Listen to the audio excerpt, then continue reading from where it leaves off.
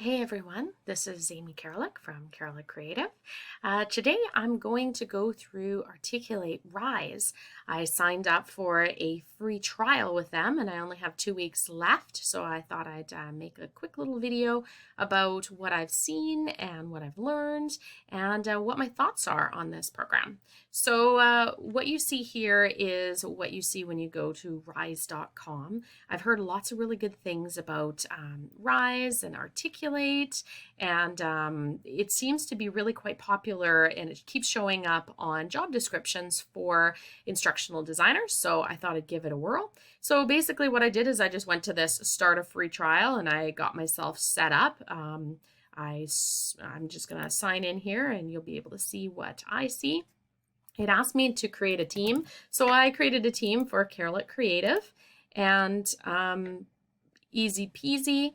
I just signed in with Google, and then I was able to go ahead and set up an account. It was that quick and that easy to do. As you can see here over on this side here, it says I've got 2 weeks remaining, which that's why I'm making this little video, is so that I could kind of capture what I learned here as I'm adding it to my toolbox.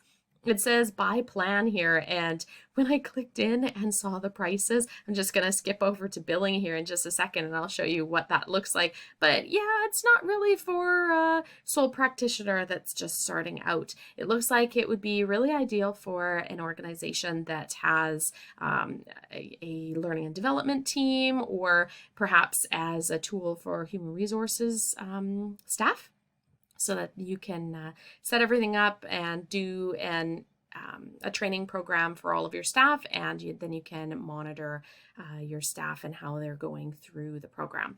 So here on this first page, there's this really cool getting started checklist, and it kind of tells you the things that you need to do to get set up. So you choose your subdomain. So mine was Karalik Creative. You can invite admins and authors. Choose an accent color. I just chose blue, but you can also add branding and all sorts of stuff, but because I was just blasting through this, I just chose a blue accent color. And then I created and published a course, which I'll hop into shortly, and then you can enroll learners. Now, because this was just a sampler, I couldn't really set up any learners other than somebody that I had set up as an admin, like me. So that was a bit of a bummer because I really wanted to share my program that I had created. But I got a lot of learning done just with the tools that are here. As I talked about earlier, I was saying that this would be a great tool for HR staff and stuff like that. If you look here along the top, there's reports, people, courses, learning paths, and stuff like that. If I go under manage here, it can actually show reports, and it can do metrics and statistics. As you can see, I did a couple of samplers here of my course that I had created, which I'll hop into a little bit later. You can actually set up learning paths for staff. So if there's, let's say there's different classes of employees. So if you've got your front of the house staff and your back of the house staff, then you can set up particular learning paths for them. And you can set up individual courses, so you can kind of take a look at the metrics for each course. You can look at the metrics for each person enrolled in your course, and you can actually watch the learning paths. So that was really cool. And so as far as I can tell, this program, it looks like it's got all the authoring tools. It looks like it's got an online LMS. And then it's got this metrics part, which is super cool. So if you're looking for like a one-stop shop, this could be your tool in terms of learning and development for your staff.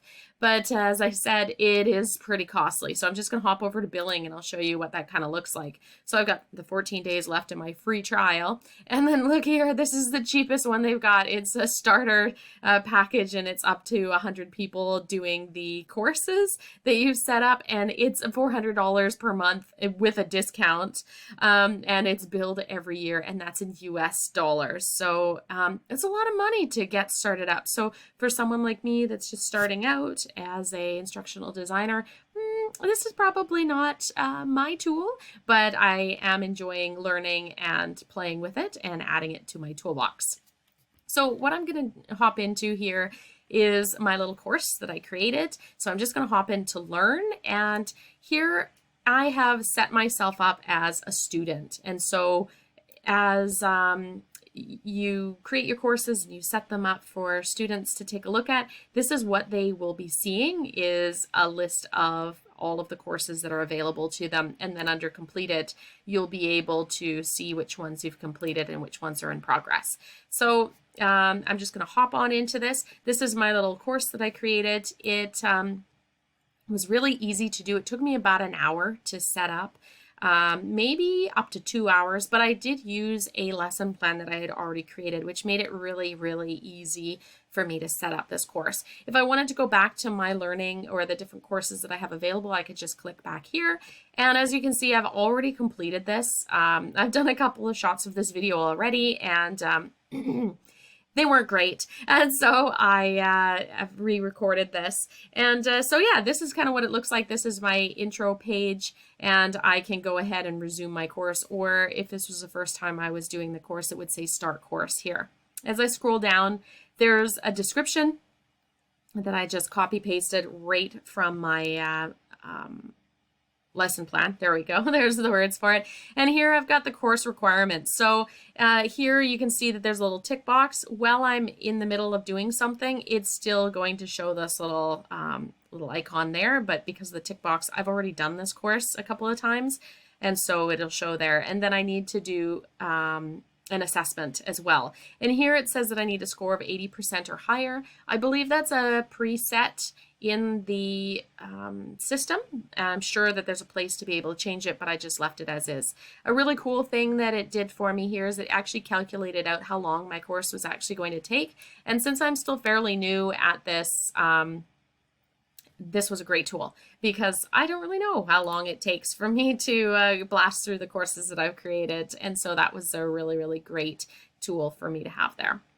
And then there's my course outline. And when I'm setting up the course, and as you'll see a little bit later, it didn't really show that this is what I was creating as I was doing my course. I kind of fumbled through it because it doesn't have a lot of explanation. So I created my course outline, and as you can see, as I'm going through each one of these steps, it has a little tick box and it says that it's 100% complete. But then this one here, I didn't finish the assessment, and so it's showing as 0% complete. You can click into each one of these and hop to that portion in the course, or you can resume the course or start the course from at the top here. So I'm just going to hop in through here. Now here at the top on the side, it does say a completion bar here. And that's really awesome if you want to know how much time you have left on the course. And then you can click through any of these options here, and you can select any part that you want to go through. So I'm going to hop into the introduction. There's an option to put in pictures, and so you can either put in pictures side by side, or you can put text over top and that sort of stuff. So there were a lot of really cool tools that I found creating this course. And then also here's another option, is it's doing bullet points, and as I scroll down, it just kind of fills it out. And I thought that was really neat because it kind of makes it a little bit more interactive and a little bit more interesting to look at. The next part here, again, I've got some of those little bullet points that just show up there.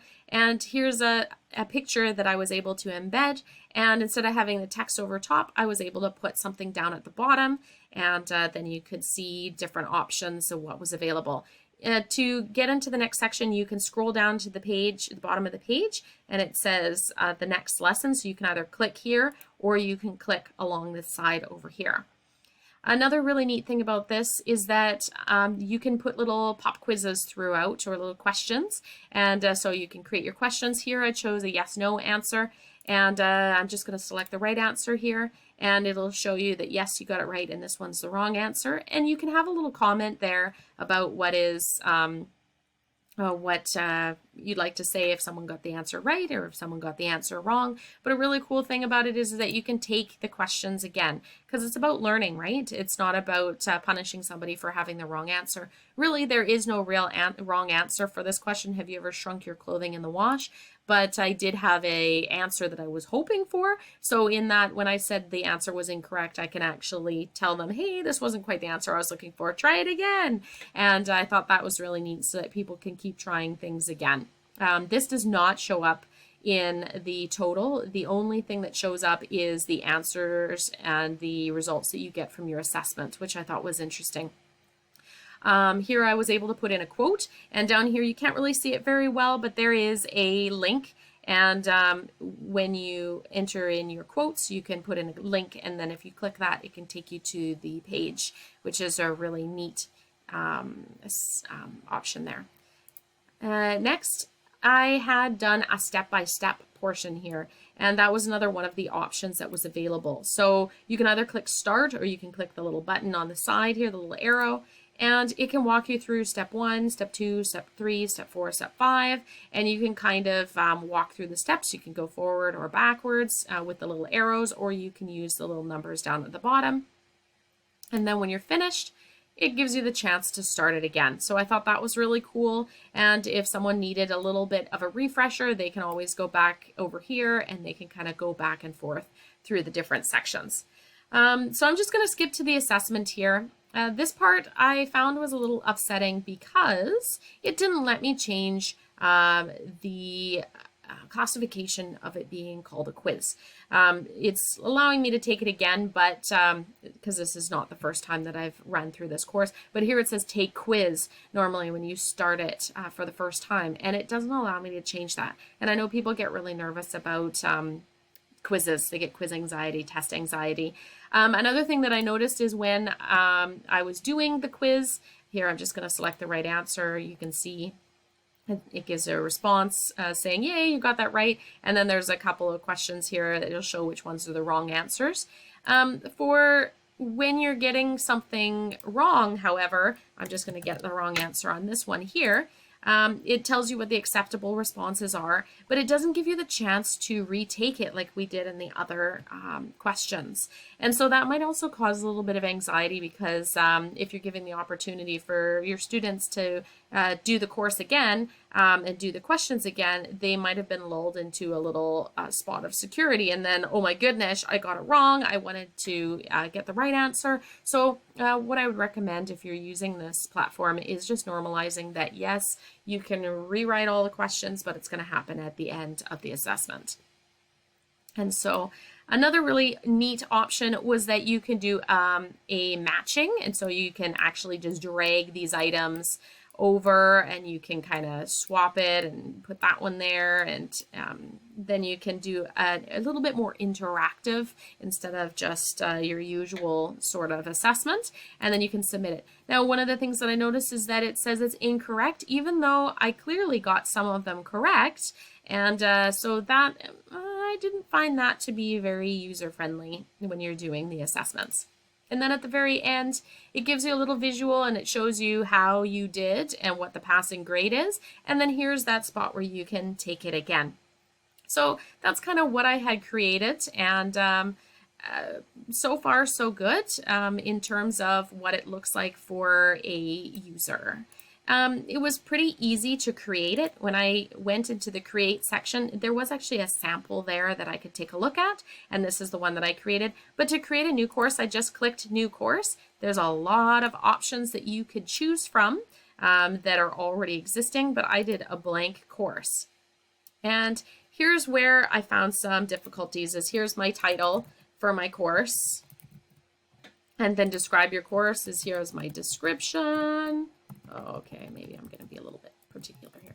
And then here, remember how we talked about before that there was the course outcome or the course outline? Well, here was where I had created it, but here it doesn't actually say anything that this is where you're going to do your course outline. So I've got my topic 1, and then I enter, and then I can add the next topics, and here I can add the content. So just as long as you're aware that this is where you're creating your course outline, of course you can always go back and fix it afterwards, which is really great. And then adding content, you can do a quiz, which I didn't really like the use of the word quiz. And then you can create lessons, or you can create a session with some real topics. And here with the lessons, you can just choose all of these different kinds of things. We did see the process, which was that step by step. You can add some images, you can add your text, you can do a list, which is where those bullet points showed up. And then they've also got flashcards and sortings, and then they've even got these graphics where you can put a graphic and then you can label each one. One of the issues I found with using videos is that it didn't let me use a YouTube video. and anything that was open source, I actually had to own the video. So there you go.